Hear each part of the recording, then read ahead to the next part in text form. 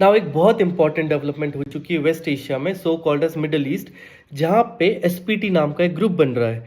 Saudi Arabia, Turkey and Pakistan, जहाँ पे Saudi Arabia के पास बिलियंस ऑफ डॉलर्स है, टर्की के पास नेटो लेवल की अलायंस है और मिलिट्री एक्सपीरियंस है, एंड पाकिस्तान के पास जो इंडिया का नेबर है एंड हमेशा थ्रेट कॉज करता है, टेररिज्म हॉटस्पॉट है, उसके पास nuclear warhead and ballistic missiles है।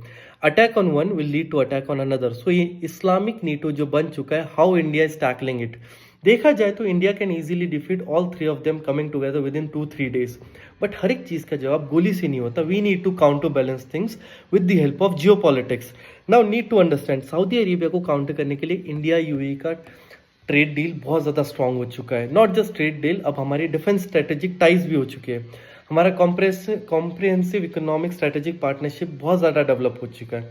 2024-25 में इंडिया यूएई का ट्रेड डील $100 बिलियन क्रॉस कर गया था। In the upcoming decade you will see $200 billion mark crossing, जिससे बस ऑयल नहीं है, और इन यूएई बन चुका है इंडिया का second largest export destination. Not only this thing, UAE का heart beat runs their union runs by Indian diaspora. 3.5 million people are living in this 10 million populated country. Apart from all this thing, how about Turkey? Turkey को हम counter balance कर रहे हैं by supporting Cyprus and Greece, जो दोनों भी Ionian सी में एक साइड और नीचे नर्दर्न साइप्रस वाला issue. This way we are countering Turkey. अब टर्की एक सांप जैसा देश है। क्यों? 2023 में आप सबको याद होगा यहाँ पे अर्थक्वेक आया था।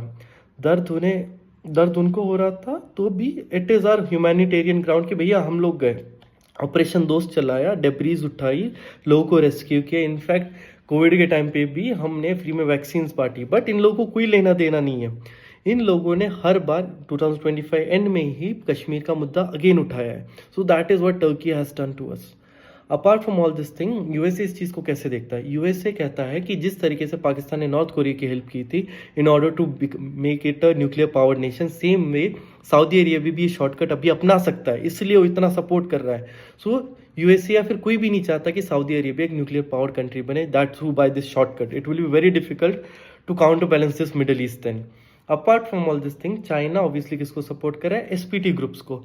रशिया बहुत स्मार्ट और स्ट्रेटेजिक प्लेयर है। आप देखोगे रशिया ग्रीनलैंड के इशू में भी बोल रहा है कि वो डेनमार्क का इंटीग्रल जोग्राफिकल पार्ट ही नहीं था। क्यों? ताकि यूएसए उस पर ले नहीं, नेटो ब्रेक हो। नेटो ब्रेक होगा तो रशिया की हेल्प होगी। जितना जल्दी North Atlantic Treaty Organization break होगी, उतना ईजी होगा रशिया को to become a super power. Similarly यहाँ पे भी वो टर्की को सपोर्ट करेगा, यूएसए अगेंस्ट आएगा, टर्की नेटो का पार्ट है, वापस नेटो ब्रेक होने के चांसेस है। That is their strategic move they are playing.